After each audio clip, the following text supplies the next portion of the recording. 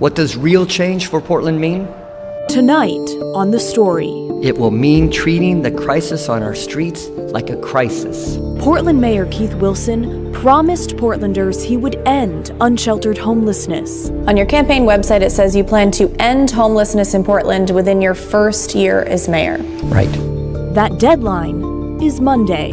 December 1st, the day the city has promised to have enough beds operational to ensure no person suffers and dies on our streets this winter. I talk with the mayor one-on-one If I win, it's time for us to get to work. on if he kept that promise. People are suffering and dying now. We can't ask for permission to care for Portlanders. It's our big story tonight. So since the start of his mayoral campaign, Mayor Keith Wilson has pledged to open 1,500 new overnight shelter beds by December 1st, which is Monday, in an effort to, as he says, make it so no one has to sleep on the streets, effectively ending unsheltered homelessness in the Rose City. It's a lofty and some argue unattainable goal that has faced its fair share of pushback, not only from the public, but also fellow city councilors that I've interviewed here on the show. I have concerns about the fact that we are choosing to primarily focus on shelter instead of getting people into long-term housing. Okay, the mayor has also been praised for his aggressive approach to addressing the crisis. He is trying to do everything possible. We need leaders to act like him. So since the start of the year, he has opened more than 1,000 overnight shelter beds across 5 shelters. New data from the city breaks down how often they're being used. We're going to look at each shelter, starting with the Moore Street shelter in North Portland. Okay, there's space for 100 people each night, and that shelter was about 75% full the month of October. The Safe shelter in Old Town for women, there are 100 beds, and that shelter was just under 50% full last month. The St. Stephen's shelter in Southwest Portland, there were 80 beds. The shelter was 45% full last month. At the Central Church of Nazarene shelter in Southeast, there's room for 100 people each night, and it was 32% full last month. And lastly, the Northrop shelter in Northwest, there's room for 200 people, and it was 65% full last month. Okay, the latest data from Multnomah County shows there are over 16,000 people experiencing homelessness, with over 7,000 unsheltered, and nearly 4,000 others whose shelter status is unknown. On November 1st, the mayor resumed enforcing the camping ban. The latest city report shows from November 13th to the 19th, the Portland police went to 63 camps and talked with 98 people. 18 accepted shelter. 29 were arrested. Okay, with all of that in mind, today I was given 5 minutes with the mayor. Here's part of our conversation. Since you ran for mayor, your promise to Portland has been that you will end unsheltered homelessness by December 1st, which is Monday. Right. Will you keep that promise? Yeah, it's a goal that we've set, and it's a goal that the team has achieved, which is exciting. You'd really want to clarify ending unsheltered homelessness. Our goal, our main focus was to make sure that we had a life-saving bed for every person, every night, for everyone who wants. And on Monday, with our goal being achieved, we have capacity ready for anybody who's ready to come inside. How many beds will be open come Monday? We have 1,100 beds that are operational or set to open, and then we have 400 beds in reserve with operators ready to go. As the need arises, we will flex up and make sure that we're ready for anybody who's ready to come inside. So that's been the headline this whole year, right? Yeah. Ending unsheltered homelessness by December 1st. Just opening 1,500 beds, that in your eyes will end homelessness in the Rose City? I'm glad you brought that up. That is only one part of a really multifaceted goal. We've got reunifications where we're helping people get back home to loved ones. We're opening up and creating vacancies in housing projects. It's so much more than just shelter. That's just one part of a continuum, but it's making sure the entire continuum is flowing and helping people all the way to the goal, which is really housing. So 1,500 beds. There are more than 7,000 people Yeah. sleeping on the streets of Portland. And these beds are for people who want them. There are many people who don't want these beds. Right. How do we address those people? Well, we can't compel people to come inside. But what has been one of the problems in the past is that when somebody was ready to come inside, they then would be put on a wait list and be told, we'll have a bed available in 6 weeks. We're flipping that script. We want to make sure that we have available shelter beds when that person's ready. That's the difference about what we're trying to do, is we're addressing the crisis like a crisis making sure that these crisis beds are ready when those individuals are ready too. According to city data, none of the city shelters were at full capacity last Right. month. How do you change that? Well, this is an emergency system, just like an emergency room in a hospital. You never want it to be full. Our shelter system, we never want it to be full. If it's full, it means we're not going to be able to be there when somebody's ready to come inside. So we will always expect to have 100 or 200 empty beds every night so we can flex the care for everybody when they're ready to come inside. When you first became mayor, you were openly against homeless camp sweeps and moving people just from street to street. Then recently in City Hall, you were against a proposal that would have limited sweeps, cutting money from the camp removal budget. Councilors have said the city is on track to remove more camps than anticipated this year. Why did your stance on camp removals change? So the camp removals is an important part, but camp removals also come with outreach workers. That's how we get to connect people with the shelter systems. Can you confidently say that every person whose camp is cleared is offered a shelter bed? Yes. But they're not all going into shelter. No. But that's the person's prerogative. We can't compel people in the shelter. Many people who live near some of these shelters say it has upset the neighborhood and their quality of life. What is your plan to not only support the people on the streets who don't have homes, but the people who do have homes and pay taxes? And anybody who has had any sort of change in the livability of their community, we are rushing resources to, and we're listening. We answer every call, we respond to every neighbor, we're constantly focusing on public space management and tools, street sweeping, whatever's required to help that neighbor out. Do we have room for improvement? Absolutely. So you say every call is being answered, then why are neighbors telling me, say, next to the Moore Street shelter in North Portland, that they call and those calls go unanswered, and that there's no security patrolling that shelter? We are providing most of those services. I can't say we're going to be there 24/7, but to say that we're not calling, I've made calls to the Moore Street residents myself, and we're not going to quit on the shelters, the neighbors, the neighborhoods. If anything, we're all in on making sure that everybody is working well together. What do you have to say to the people that are quitting on Portland, though? There are many families I've talked with that are moving out of Portland because of not only the homeless crisis, but because of these shelters. Yeah, I hear you loud and clear. Our job is to make sure if we're providing life-saving care to those that are most vulnerable in our community, it is amazing. When you provide that care, it actually helps your community into a renaissance. And when others see that, they'll take pause and say, you know, I see the city turning. I see it more hopeful. I see us really providing care, and maybe I'll give Portland a shot. Will you tell Multnomah County leadership to stop allowing their contractors to hand out tents? I've said that at every meeting I have with them. And how are those discussions going? Because it's still happening. It's ongoing. We are having success. County agreed to stop handing out tents en masse in April. They still have some programs in which they feel compelled to hand them out. I have conversations with them at least once a month on it is no longer acceptable to provide a tent in a person's most dangerous time or need. We have to stop that practice. Okay, now it's your turn. What do you think about the mayor's approach to homelessness? Did anything he say stand out to you? What, if anything, do you think needs to change? Let us know. Email the story at kgw.com or call and leave us a voicemail, 503-226-5090. Well, turning now to deflection. That's the option of treatment over jail for those caught solely with possession of hard drugs after they were recriminalized last year. It has been a hot topic this week, especially after Multnomah County's annual report was released showing that few people are actually using the program, less than 2 per day on average over the last year, and even fewer are actually completing it. But there is an Oregon county whose deflection program is showing promise, and those involved will join us live in just a minute. But first, some quick background. Last year, when state lawmakers repealed the experiment that was Measure 110 and voted to recriminalize drug possession, the legislature gave Oregon counties the option of creating deflection programs so that people caught with drug possession can be connected with addiction treatment instead of sent straight to jail. So, 28 of the state's 36 counties decided to give it a shot, each coming up with their own way of doing it. Multnomah County spent more than $3 million renovating this building on the Central East Side. They even brought in a group from Baltimore to run it.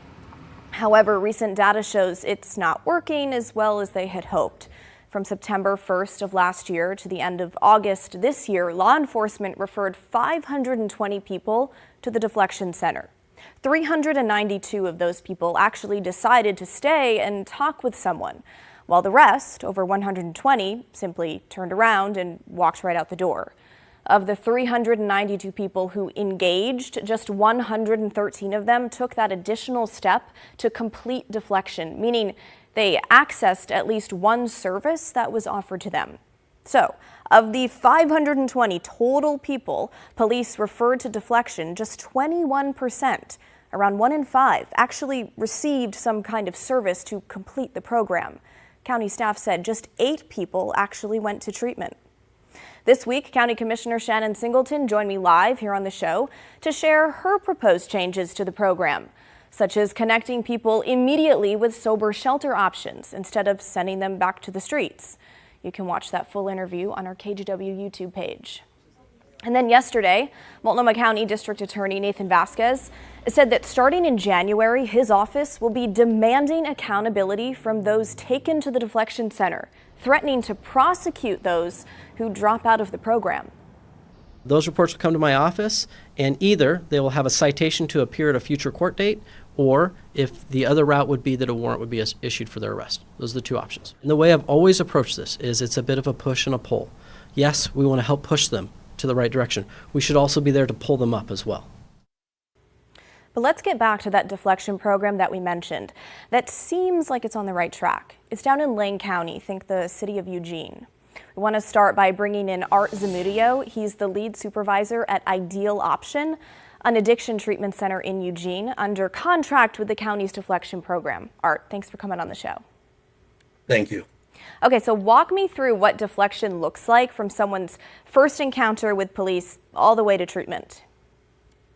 Okay, so in Lane County, there's about 9 different charges, lower level quality of life charges that a police officer can offer people out on the street. We have forensic navigators that respond 24 hours a day, 365 days a year.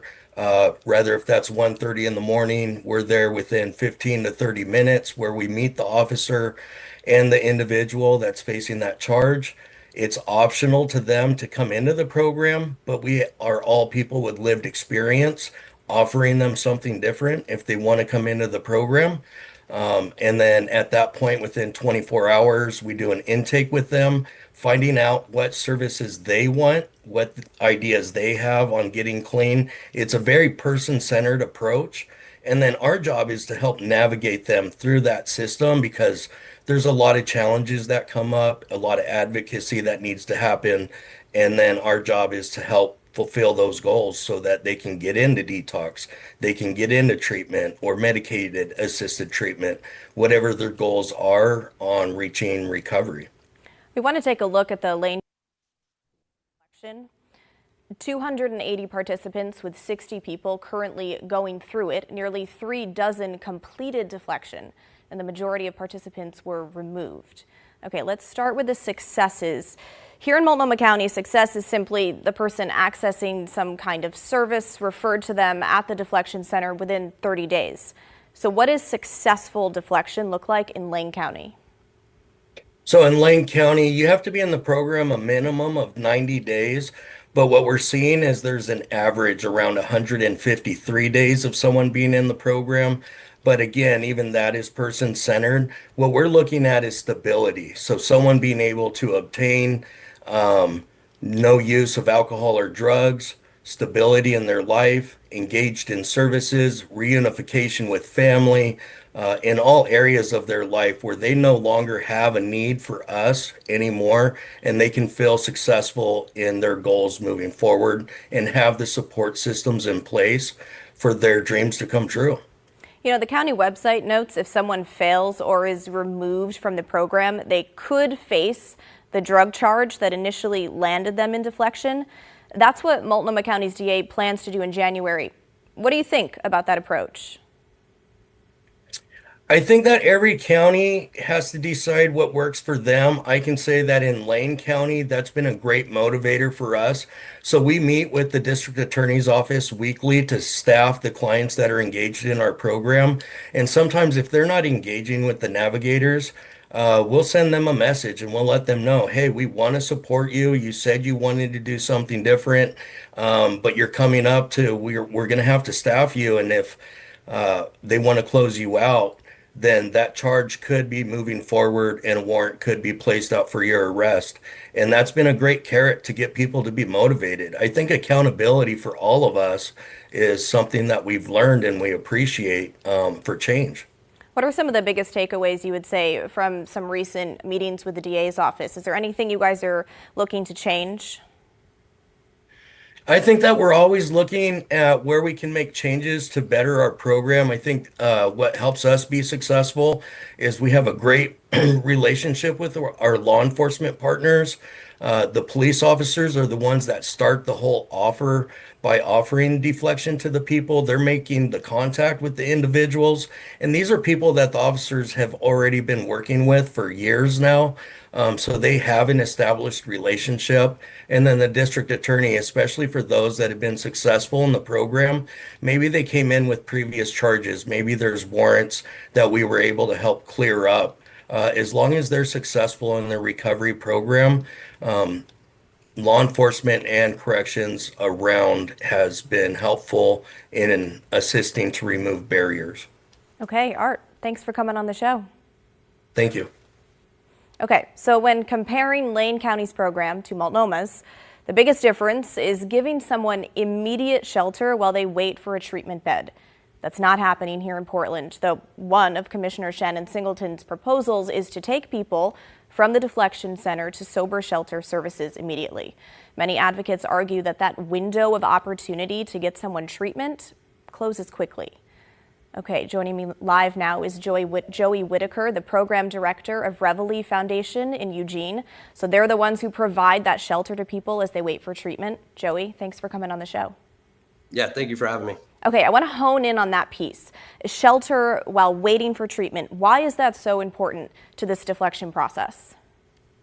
Yeah, so there's Maslow's hierarchy of needs, right? If somebody doesn't have a warm place to sleep, food to eat, clothing to wear, they focus most of their energy on getting those resources. So what this does is we provide that, if that's a barrier, to where the navigators can actually focus on getting them into detox, whatever that path of treatment is. So we remove those barriers here around like basic human needs, right? So, yeah. I'm curious, is there enough shelter in Eugene for the number of people going through deflection? Have you ever run into not having a bed for someone when they need it? No.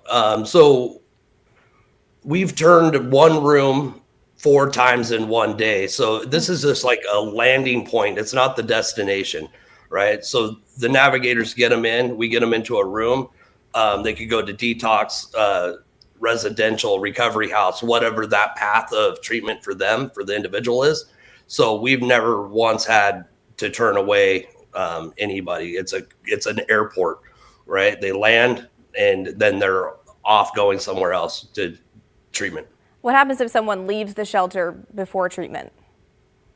So then they're still engaged in the deflection program. So then it triggers like an outreach, right? And try to get them re-engaged. But yeah, this isn't mandatory. This is an option for them to stabilize, and they're just stabilization units. It's what they are. So without your services, how do you think deflection would change in Lane County? Without them, would it be the sort of revolving door that we're seeing here in Portland? You know, I'm not really familiar with how the other counties are doing it. I know that part of that success that we have here is due to that being an option, right? It's hard to stop using or even focus on treatment goals if you don't have a warm place to sleep. It gives them a place to decompress, have some warm food, have clothing, and we work on all of those things. And if they're here for a while, we offer groups 5 days a week to build those skills. Okay, Joey, thank you for your time tonight. Yes, ma'am. So what do you think about the deflection process down in Eugene? Is it a model that leaders in Multnomah County should look at? Or do you think the two parts of the state are just too different for something like that to work here in Portland? Let us know. Email the story at kgw.com or call and leave us a voicemail, 503-226-5090. We're back right after this.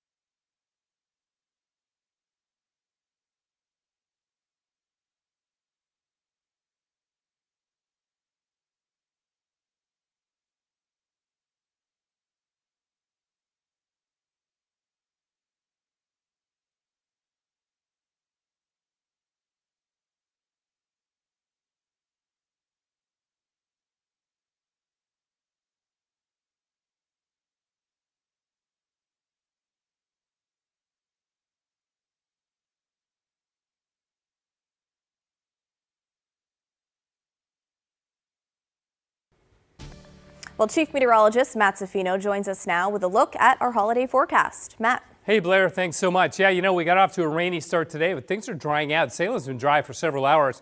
Still pretty warm too. Meanwhile, Vancouver, it looks rainy, but the rain has stopped at Pearson Airport, 49 degrees, and the rain has pretty much stopped in Portland. And up in the passes, it's warm, 44 degrees at Government Camp. No snow there, no snow at Santiam Pass, well above freezing there, and still above freezing at Willamette Pass. So driving over the passes is fine. You see the rain has really moved on out. The next system doesn't move in until tomorrow, but it will renew the rain yet again, and much to the chagrin of this crazy looking turkey, who's I'm sure just trying to hide, right? Sure. Doesn't want to be found today. The wind will pick up tomorrow. At the coast, gusts of about 45. In the valleys, gusts of 30 or 35 in the afternoon. Then things settle down Friday, Saturday, and Sunday. We just go to a morning fog and afternoon sun routine. But tomorrow will be rainy. Sunrise on your Thanksgiving at 7:26. It'll be raining on and off throughout the day. And again, the later part of the day, we'll see those south winds bust on through. We'll get some gusts up to about 30 or 35. So it will be blustery as this storm system rolls on in. But after that, you'll see what happens here. See the rain in the morning hours, early morning, a little bit of a break possible towards the mid-morning hours. Then that's the area of low pressure that is responsible for the strong south winds that we're going to get. That just fades away, and we're left with good weather on Friday, Saturday, and Sunday. Basically dry right on through the end of the holiday weekend. Today's high was 49 degrees. Will actually be warmer over the next couple of days. 49 degrees right now, freezing level 9,400 feet. So rain increases after midnight. Rainy and windy tomorrow afternoon. High though of 55 on Thursday. Then on Friday, still 55, Blair.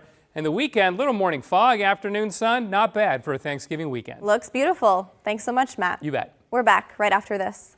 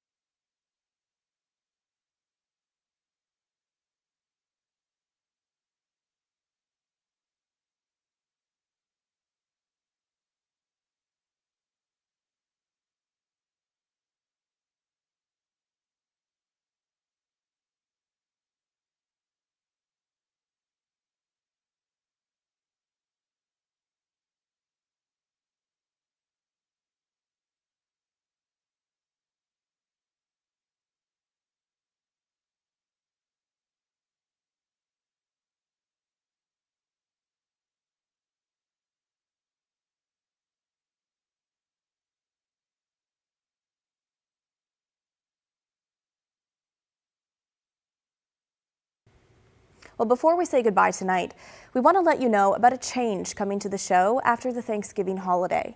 Starting Monday, December 1st, The Story will be transitioning to KGW News at 6:30. We're excited to bring you more day of news, weather, live interviews, and investigative content. We will still bring you the big story each night, diving into issues with the context and the depth that you've come to expect here on the show. And we will still feature your thoughts on those big stories.